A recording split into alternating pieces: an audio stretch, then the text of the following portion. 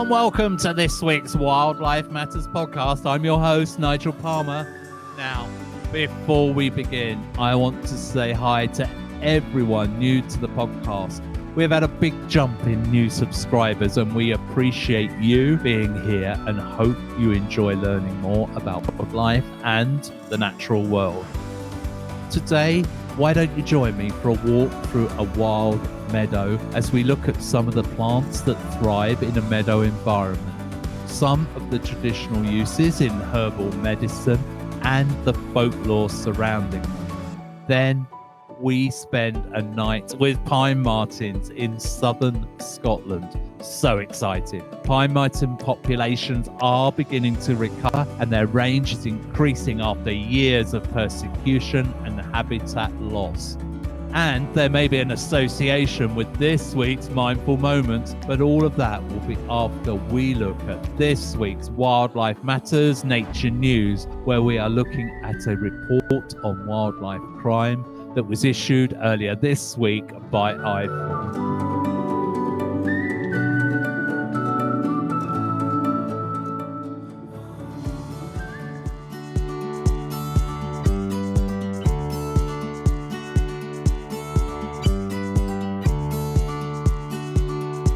Hello and welcome to this week's Wildlife Matters Nature News, where we're talking wildlife crime that is a significant issue as it affects animals globally. This week, IFAW, one of the leading wildlife charities, released a report that details the devastating impacts of wildlife crime on wild animals. And Wildlife Matters thought we would take this opportunity to talk you through some of the aspects of wildlife crime and the impact that has. So wildlife crime encompasses a wide range of unlawful activities associated with the illegal trade, poaching, hunting, breeding, trapping and trafficking of wild animals. The issue of wildlife crime is not limited to the killing or hunting of animals alone, but also includes the illegal capture and sale of animals for the exotic pet trade. Wildlife crime also refers to breeding programs that breed animals solely for illegal activity, such as traditional medicine or unauthorized foods.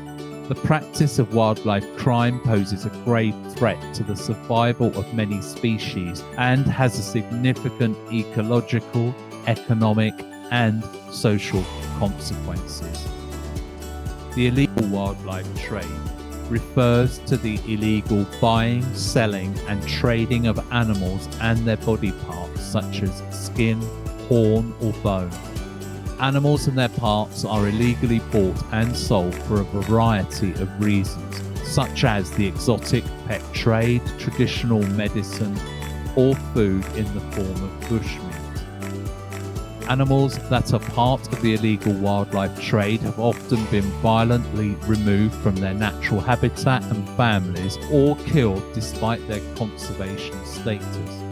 Usually, when baby animals are taken from the wild, in particular for trade as exotic pets, their mothers are killed to allow for easier removal of the young. This devastates animal populations and traumatizes the animals that are taken.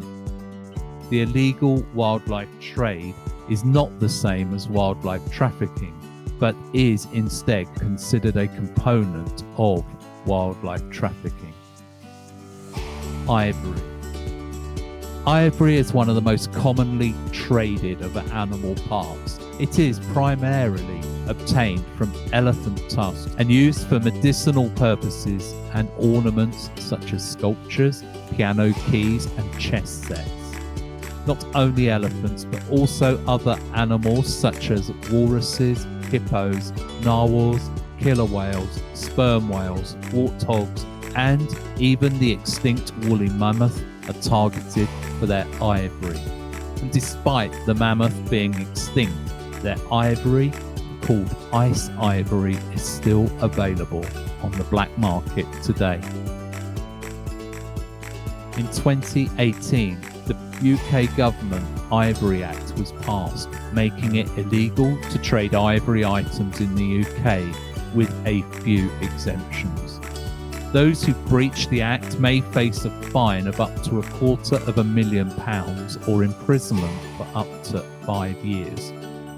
It is important to note that the UK Ivory Act only covers elephant ivory.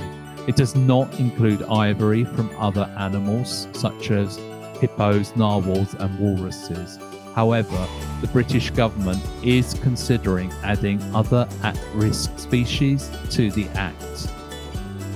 Poaching. Poaching is a term used to describe the illegal hunting, trapping or capture of animals that do not belong to the offender, and it is a severe problem that has devastating effects on the wildlife populations. This issue not only involves the illegal killing of animals, but also the unauthorized trapping and capture of animals to introduce them into the illegal live animal trade. Poaching is a complex issue, as it is often driven by the need of many people to earn a living. To address this problem, it is crucial to establish alternative, wildlife-friendly livelihood opportunities to provide a sustainable income for local communities whilst preserving their natural environment. Wildlife confiscation involves intercepting wildlife traffickers and freeing any animals or animal parts that they possess. This is usually done at specific points such as airports, ports or trafficking hubs, or on site where animals are being captured or killed. Live seizures and confiscations refer to taking live animals from traffickers. These animals often can't be returned to their natural habitats since they may be injured or traumatized and require veterinary care and rehabilitation. Moreover, they may also be far from home and must be transported long distances back to their natural habitats, depending on where the traffickers were intercepted. For effective operation, confiscation teams need the necessary tools and training. Wildlife cybercrime is a complex and multifaceted issue.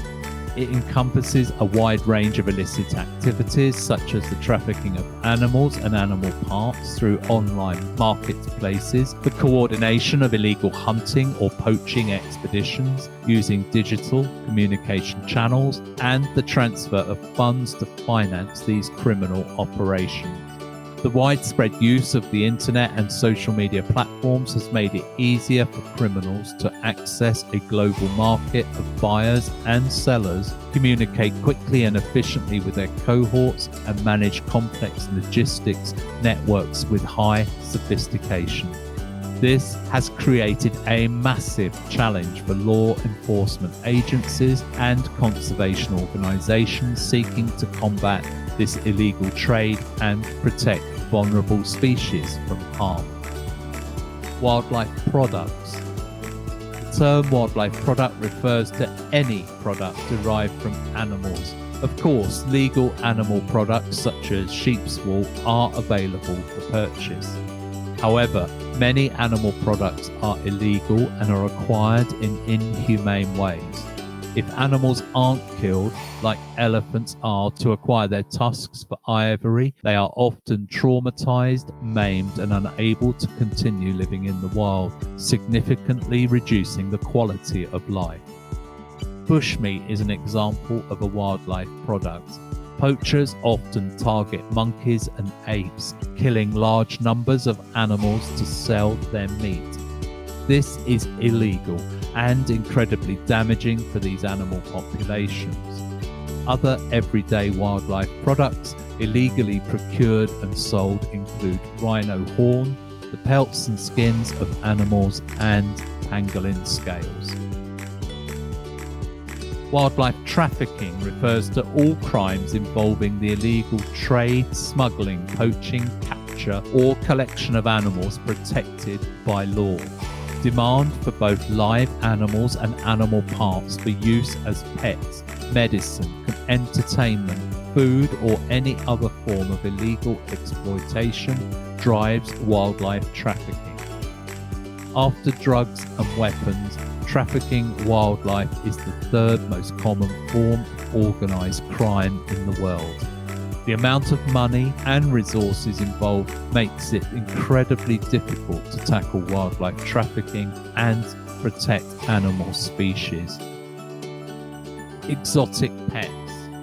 The term exotic pet can be defined in several ways, but our terminology of any non-domesticated animal kept as a pet is to be exotic. Essentially, any animal that doesn't belong to a domesticated species, such as a dog or cat, falls under this category. Big cats like tigers, lions, and jaguars are some of the most common exotic pets, often kept by private collectors. While some animals are bred in captivity, others, including spider monkeys, chimpanzees, and various tortoise species, are illegally trafficked. Keeping wild animals as pets can cause harm to the animals themselves, as it involves removing them from their natural habitats and depriving them of their essential needs. Moreover, these animals require specific and extensive care, often not provided by their owners. In addition to harming animals, owning exotic pets poses a significant risk to the people who own them, as these animals are not domesticated and can be unpredictable and dangerous. We need social behaviour and change. Combating wildlife crime is a complicated issue that requires collaboration, education, communication, and awareness raising. To address poaching and other consequences of the illegal wildlife trade, we must tackle the root causes, which include the demand for animal products. Wildlife crime is a global issue and is as broad as it is complicated.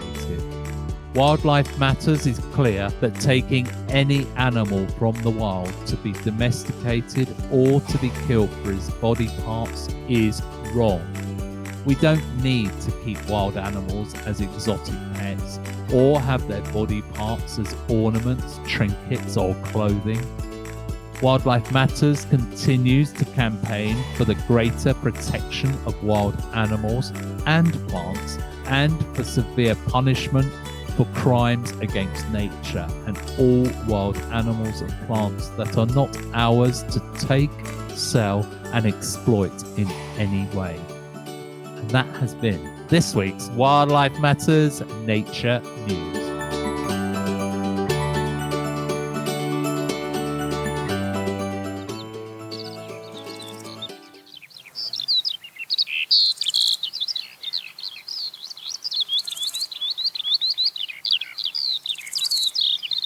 Hello and thanks for joining me today as we take an early evening walk around a wildflower meadow. This was recorded in late summer of 2023. The day has been hot and sultry, but the early evening in the woodland is more relaxed and far more comfortable. The sun is still bright, but the light is dappled with the whole leaf canopy shade. Many plants struggle to cope with the lack of light, though some have adapted perfectly to the summer woodland environment. The first plant I can see as we enter the woodland edge is one many of you will know. It's called Herb Robert and it's part of the geranium family. Herb Robert, a type of cranesbill, flowers between May and September, and it's found in many habitats including woodland, hedgerows, and it favours shady, rocky spots. Its small flowers are pink and formed of 5 petals. The plant also has lobed leaves and thin, hairy, reddish-coloured stems. Herb Robert has 5 petite, star-shaped pink petals with reddish-coloured stems. It's a long-growing biennial, and the leaves are dark green and fern-shaped. These are known as palmates, meaning the leaves come from a single point. Like many native plants, it has several local or regional names, such as red robin, death comes quickly, and stinking bob. That last name refers to the smell that comes when you crush a leaf. It's like burning rubber and not very pleasant. Herb Robert has traditionally been used as an antiseptic to help stomach upsets and nosebleeds. The leaves can be crushed and rolled on your skin as an effective insect repellent. Some people make herbal tea from the leaves that are said to be good for digestion and for your bowel. It is a food plant for wildlife and a good nectar source for many invertebrates, including bees, hoverflies, and the barred carpet moth. Herb Robert gained its name in folklore from an ancient association with Robin Goodfellow, a house goblin who is perhaps better known as Puck. Other stories suggest that it took its name from an 11th century monk who cured many people using the plant. It is claimed that Herb Robert brings good luck and fertility to those who wear a small daisy chain style necklace or bracelet made from the plant. Now, just over to my right, you will see a plant scrambling through the scrub. Look closer and you will notice that the plant has tendrils that hook onto other plants to help it climb, just like those you'll see on sweet peas in your garden or peas that you may have in your veg patch. And that is because it is a member of the pea or legume family. The plant is called common vetch. It has a beautiful pink to purple flower that can be single or in pairs. Its leaves are folded ovals that sit opposite one another along the stems. Common vetch flowers from May to September and can be found throughout the woodland and grass and meadowlands. As a pea family member, common vetch makes its nitrates a nutrient essential for healthy plant growth. This makes it very useful as a soil fertilizing plant, and it is often used as livestock fodder. Modern archaeologists have found evidence that ancient civilizations used to eat common vetch in the same way that we eat cultivated peas and pea shoots today. There is another climbing plant coming through this thicket and scrub, and it's one of my favourites for its looks, but also it has a beautiful smell. One sniff and you instantly know what it is. They're also known as woodbine, perhaps better known as honeysuckle, but you can see the thin vine-like stems coming up through the other plants, and then the beautiful trumpet-like flower. This one has yellow-orange flowers tinged with a striking pink or even perhaps a red flush. The leaves are dark green and oval, and they have no stalks, so they are very close to the vine-like stem. They're in pairs and arranged opposite each other. Honeysuckle is so valuable to wildlife, with its sweet, heady fragrance filling the air on warm summer evenings just like tonight. It supports several species, and many of which are now rare or endangered. Butterflies such as the white admiral, which is in decline, rely specifically on honeysuckle, and it's also prized by bumblebees. Pollinating moths are attracted to the sweet scent of the honeysuckle at night when it's most vital, and birds including thrushes, warblers and bullfinches eat the berries when they ripen in the late summer and early autumn. Dormice also rely on honeysuckle for both shelter and food. They use honeysuckle bark to build nests for their young in summer, but also eat the sweet, nectar-rich flowers as a source of energy.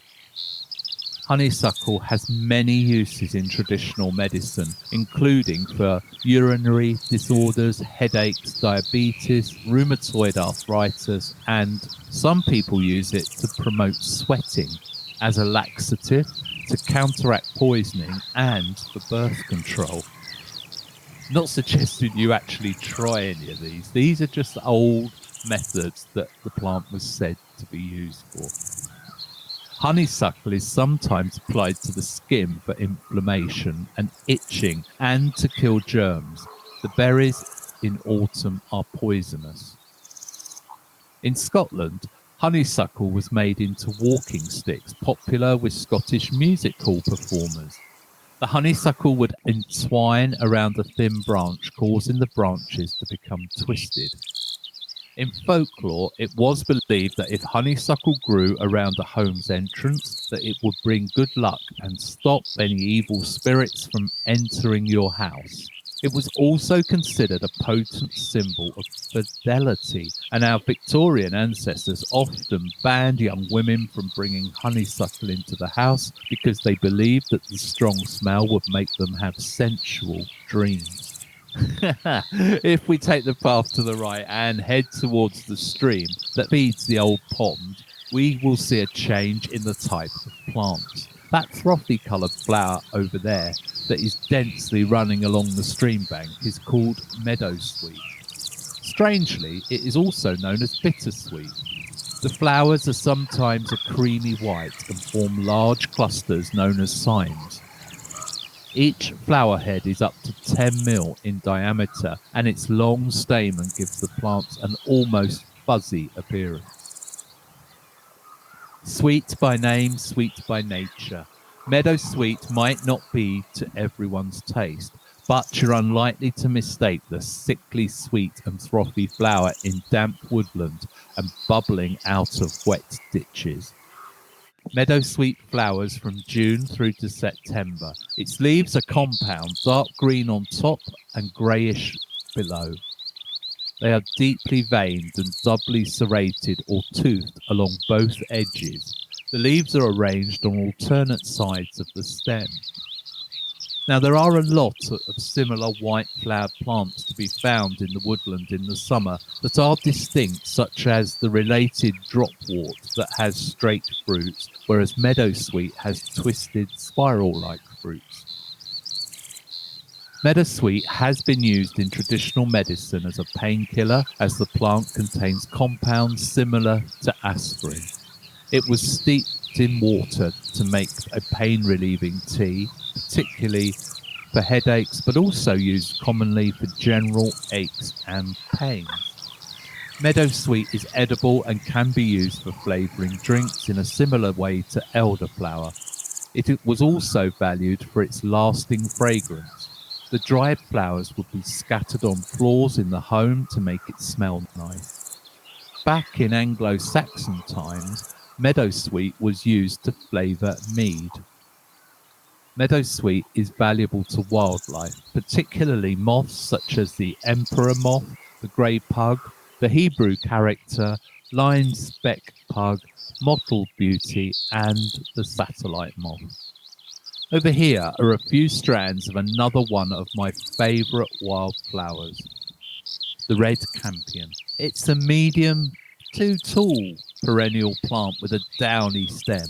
The flowers are striking and a beautiful pink red with 5 petals from a purple-brown calyx or protective sheath that flower from May right through to September.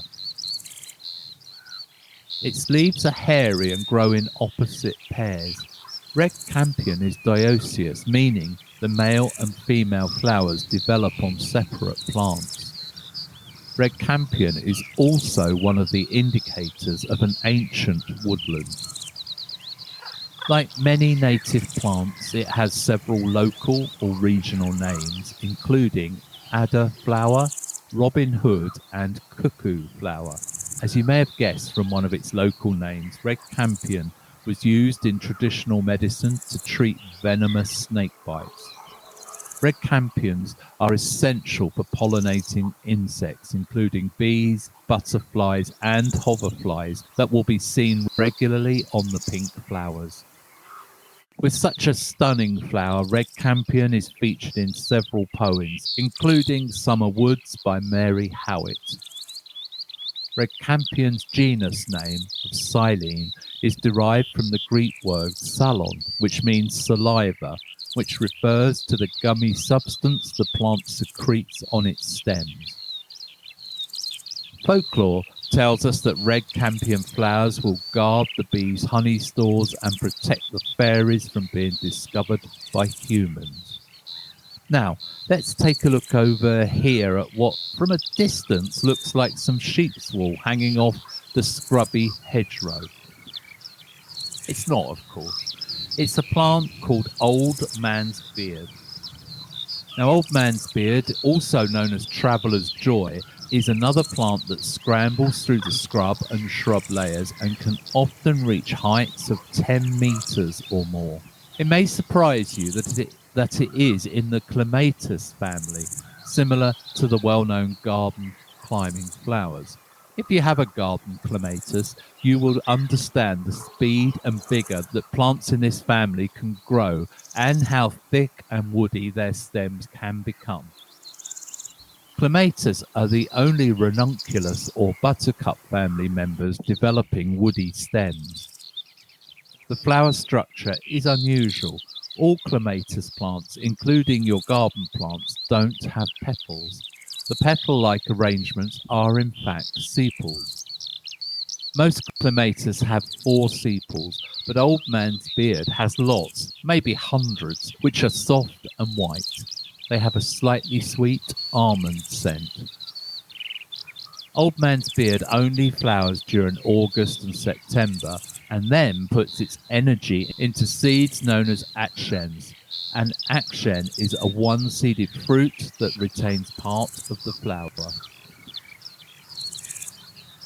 The name Old Man's Beard derives from the long, silky hairs from the grey tufted balls, a common sight in woodlands and hedgerows from early autumn. They are an essential part of the plant's seed dispersal.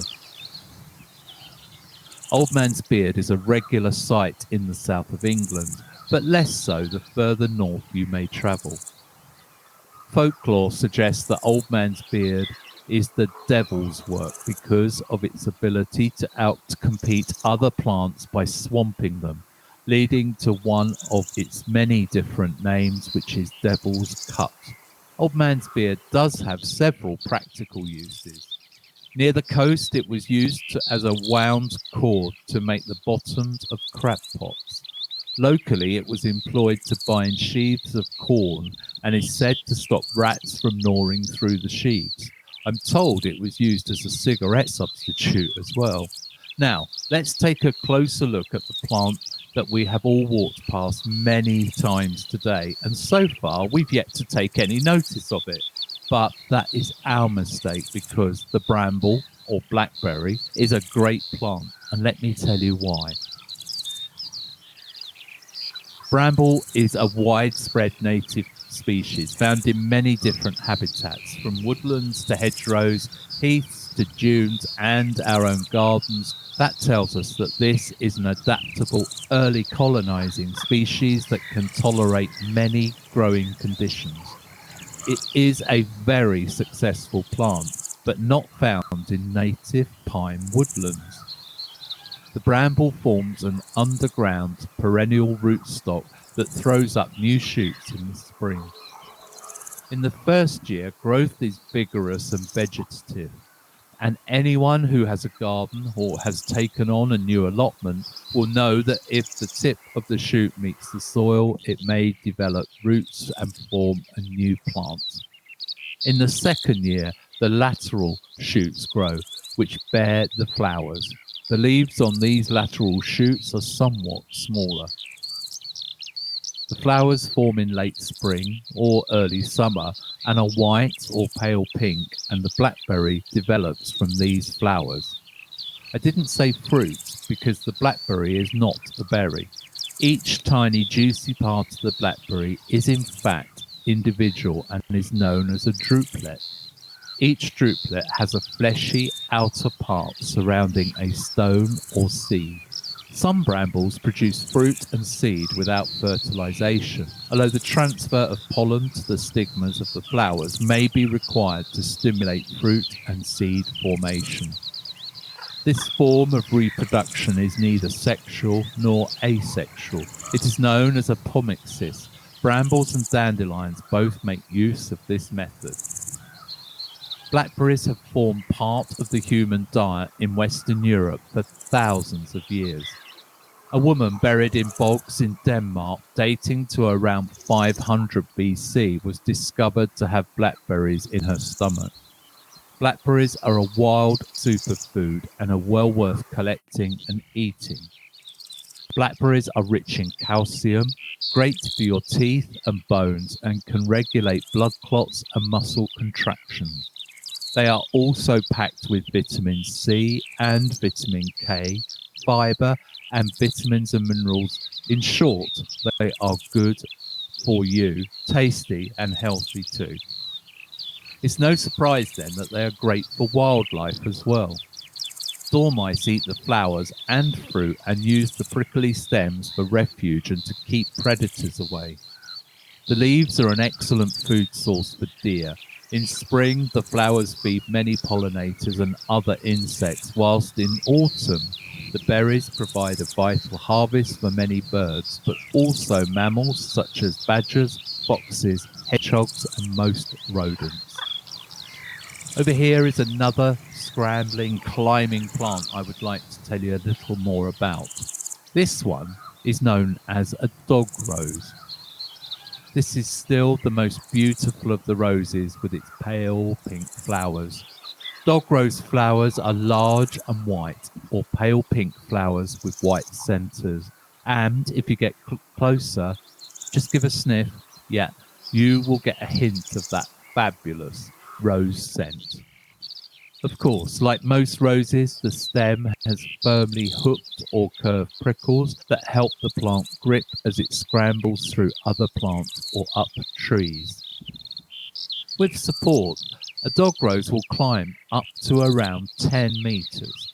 The leaves are on alternate stem sides and divided into 2 to 3 pairs of toothed leaflets. In autumn, a dog rose will produce striking red hips that form in small clusters. Each hip contains many thousands of hairy seeds.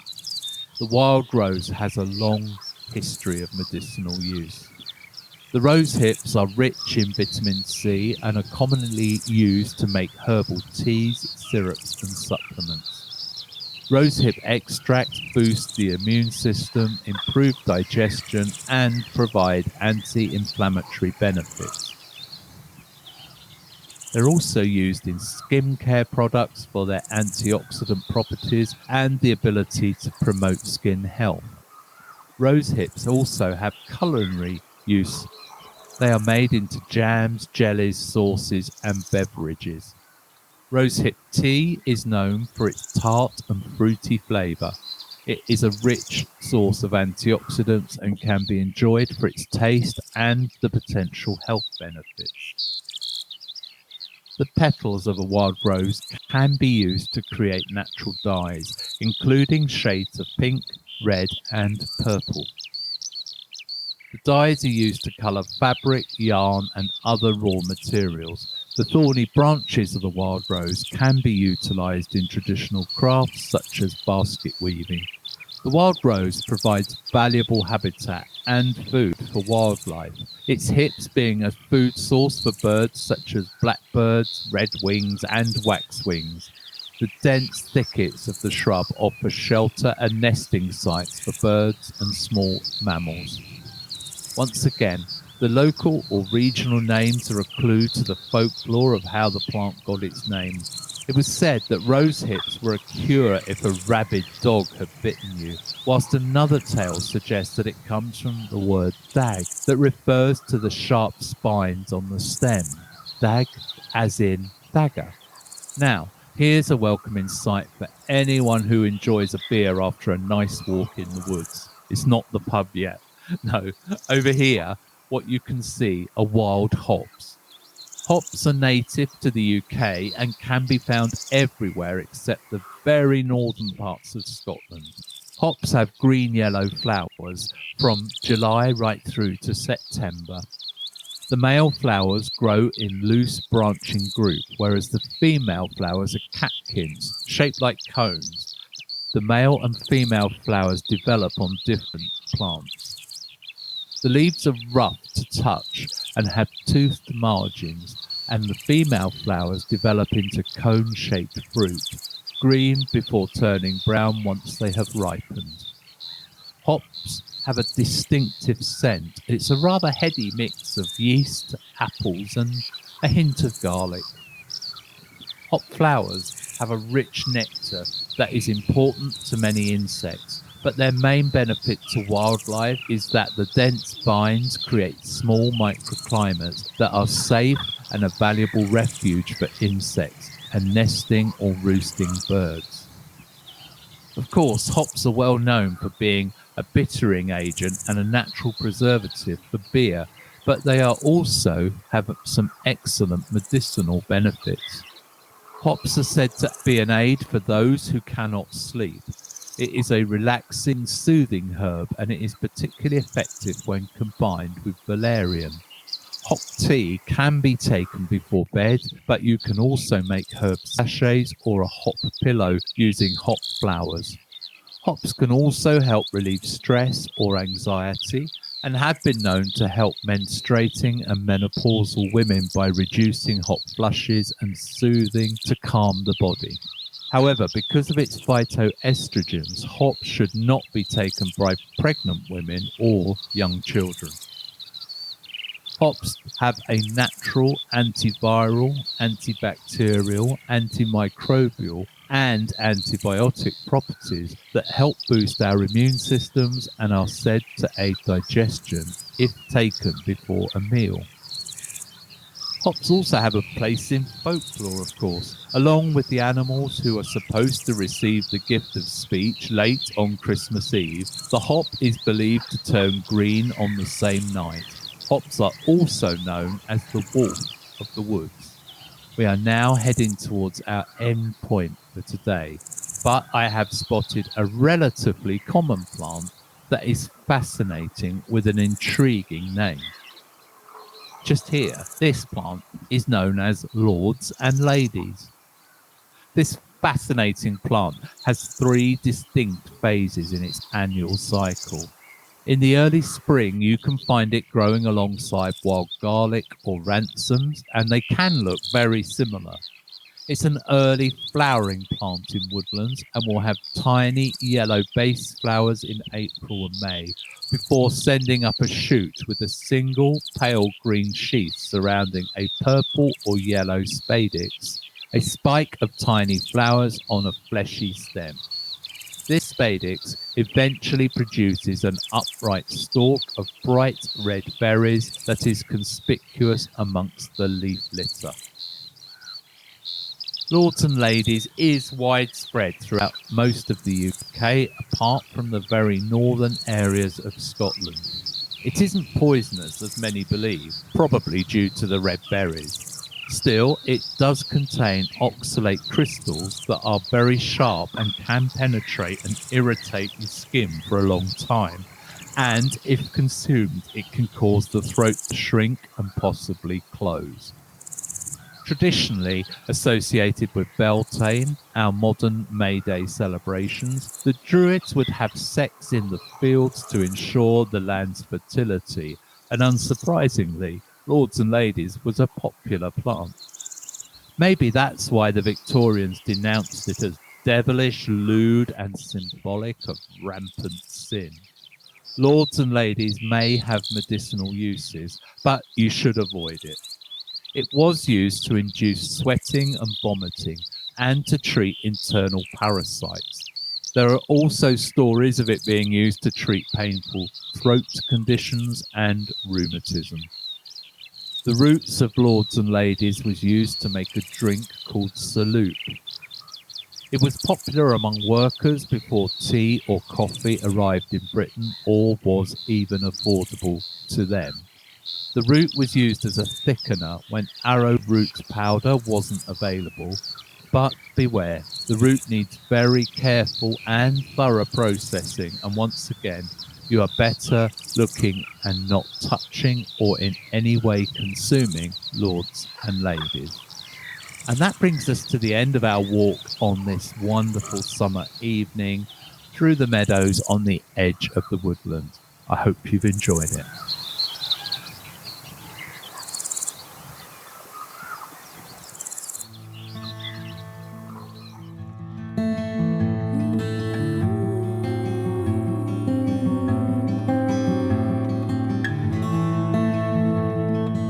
And now it's time on the Wildlife Matters podcast to slow down and relax as you join me deep in the woodland at night as we go searching for this elusive native mammal.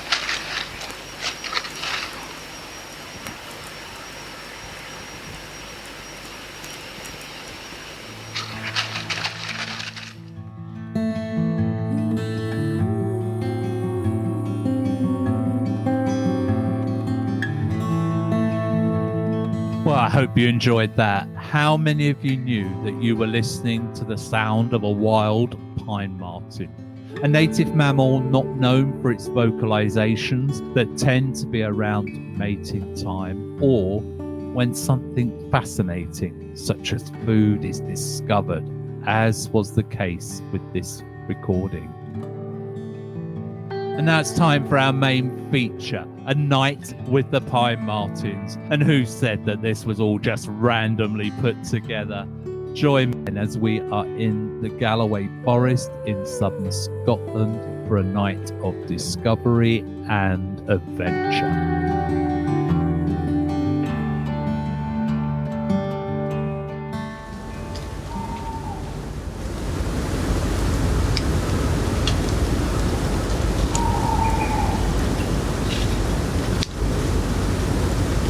It's a dark winter evening with a chilly breeze gusting through the trees as I wait at the agreed rendezvous point here on the edge of the Galloway Forest. The forest is renowned for its dark skies, allowing for a clear view of the night sky that is alive with stars tonight. But I'm not here for stargazing. I hope to see a native and scarce wild animal that once the second most common carnivore in the UK is now critically endangered and has suffered from a loss of habitat, persecution from the fur industry and predator control directly associated with game shooting in the late 1800s. These factors devastated pine marten populations in England, Wales and most of Scotland. This led to pine marten surviving in only very small numbers in just a few scattered pockets, mainly in the northwest of Scotland, where they were highly vulnerable to disappearing altogether. After UK-wide protection for pine martens afforded by the Wildlife and Countryside Act back in 1981, their population has slowly grown. Tonight, I am with people who volunteer their time to support the population of pine martens that now call the Galloway Forest their home. Pine martens are dark reddish brown with a distinctive creamy yellow bib and a flash of creamy yellow on the tips of their ears. They are slender with pointed faces and long bushy tails, which gives them an excellent balance whilst they scamper around in the trees. They're similar in size to a small domestic cat, with an adult typically measuring between 50 and 75 centimetres or 20 to 28 inches long. The males are slightly larger than the females and can weigh up to 2 kilograms, whilst females weigh usually around 1 kilogram. Pine martens are part of the mustelid family, which includes stoats, weasels, otters, and of course badgers. All mustelids have sharp teeth and claws, which make them effective hunters. Pine martens are unique among mustelids because they are the only ones that climb trees. They have semi-retractable claws that will allow them to climb with ease and agility. Pine Martens prefer to live alone and are very territorial. Depending on food availability, the adult male requires a territory of somewhere between 5 and 20 square kilometres. They are most active at dusk and prefer to live in well-wooded areas with plenty of shrub cover. Their dens are in tree hollows, and females usually use old squirrel trays or corvids' nests. They also use purpose-built den boxes. Although rare, they have been found outside of woodlands in habitats such as rocky hillsides and scrublands. Pine martens have a varied seasonal diet and are omnivores. They eat small mammals such as voles, rabbits and squirrels. This was one of my first trips when I recorded audio for the Wildlife Matters podcast. We went to a hide in the woods to observe pine martens. After setting up our equipment and creating feeding stations, we settled in for the night. My companions had over 30 years of experience watching pine martens in the area, and they were busy setting up low-level background lights while I was setting up my camera and tripod. After about an hour, we heard a rustling noise in the trees. My companions held a finger to their lips, signalling me to keep quiet. We waited silently until a large male pine marten appeared, moving towards one of the feeding stations. Like their musterly cousins, they are opportunistic feeders and are very happy using feed stations loaded with a range of winter treats. Pine martens are known to have a soft spot for manufactured food such as peanut butter and jam sandwiches, which we have a couple of large sandwich boxes full of, although I was hopeful that they were to feed us. Pine martens will eat a varied and mixed diet in the wild, ranging from insects, amphibians, to ground nesting birds, their eggs and seasonal produce such as fruits and berries. Slowly, the pine marten left the cover of the scrub and made his way to the feeder. He quickly took a square of jam sandwich and darted back to the scrub, and he was gone. I hadn't taken a picture or had time to switch the video on. My deflated feelings were soon snapped back as he returned almost as quickly as he had left and began to take some apple pieces and nuts from the feeder. This time, things went to plan. The relief. I was told pine martens would cache their food, especially during the colder winter months. This stunning adult male was taking what he could, whilst he could, and then quickly storing it to ensure he would have food for the coming days. Several visits later, he ate some apple pieces before squatting to lick the peanut butter smeared across a log where the feeder bowl had been placed.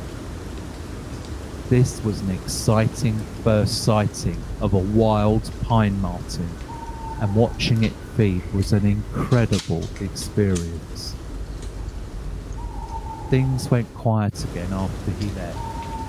Yes, the fox had smelt the food on offer, but had stayed a shadowy figure in the scrub, deciding not to venture out to enjoy the meal. It may have already found a good meal, though, earlier that night. The silvery moon allowed me to see my companions' faces without artificial light. The wind was gusting with a chill blast as the moon made its nightly journey across the sky. It was 2:40 a.m.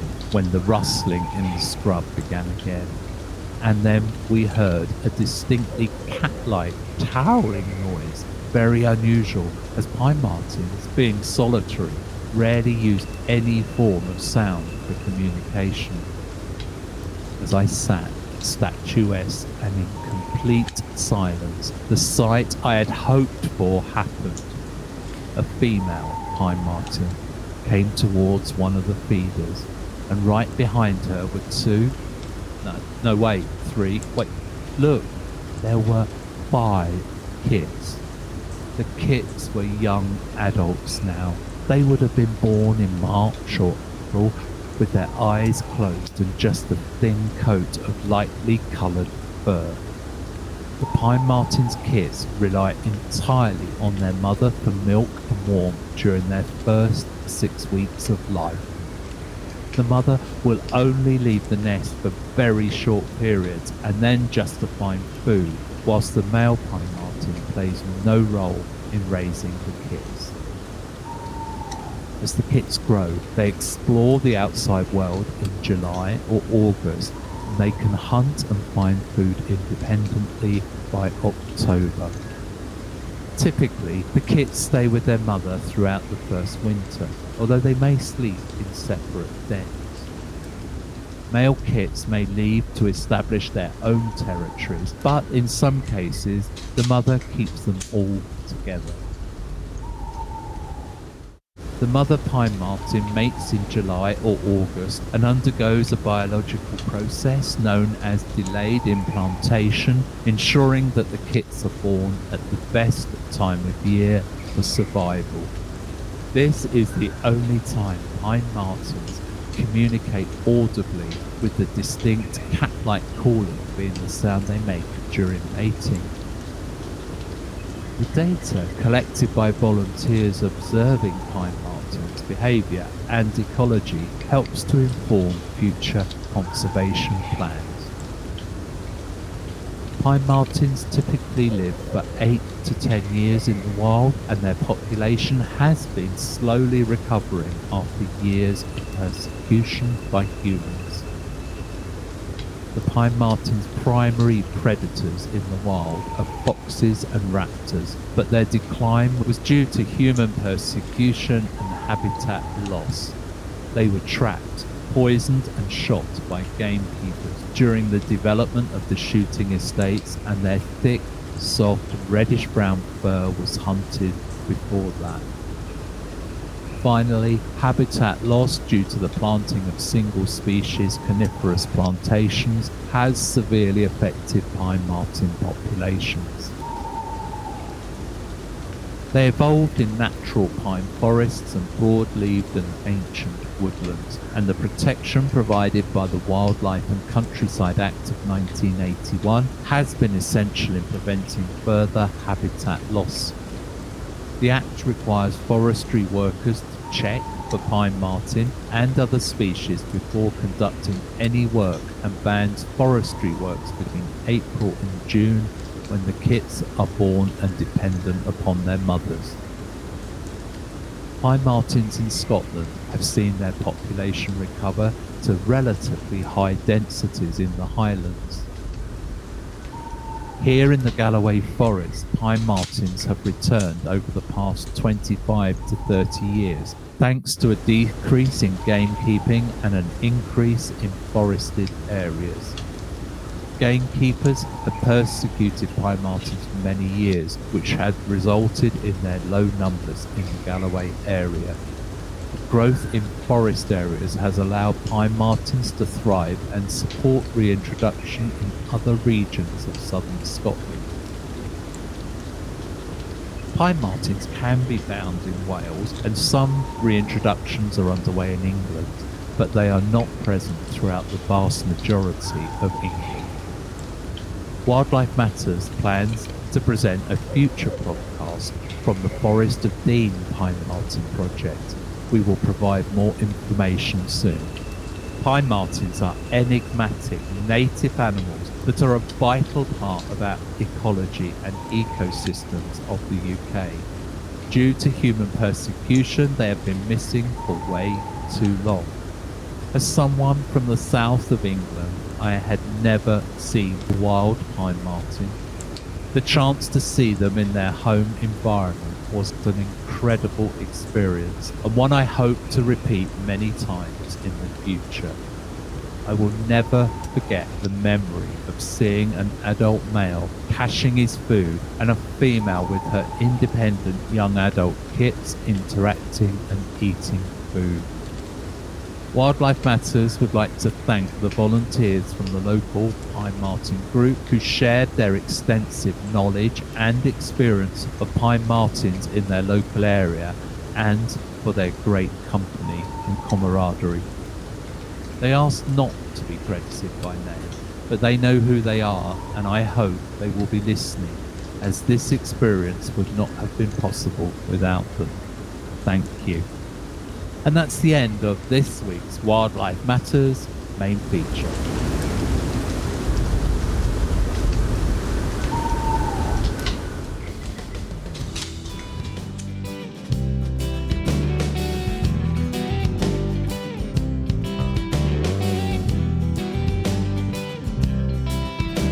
Now that was a fantastic night that will live on in my memory forever.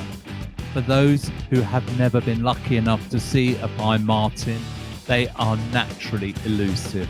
They are typical mustelids in that they are fast moving, always alert, always curious, and their ears and noses are constantly twitching and moving.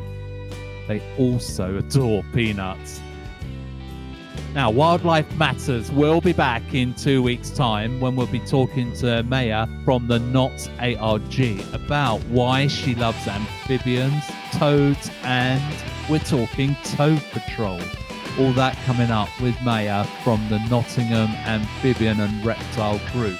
And of course, it's going to be Valentine's Day, and we will be taking a look about love in the animal world and revealing some of the quirky ways that animals get it on. So, if you have enjoyed today's show, please subscribe and follow us on your podcast platform of choice. And don't forget to like and follow us on social media too. You will find Wildlife Matters organisation on all of the major social media platforms. But for now, thank you for your time and for choosing to listen to us today. My name's Nigel Palmer, and this is Wildlife Matters signing off.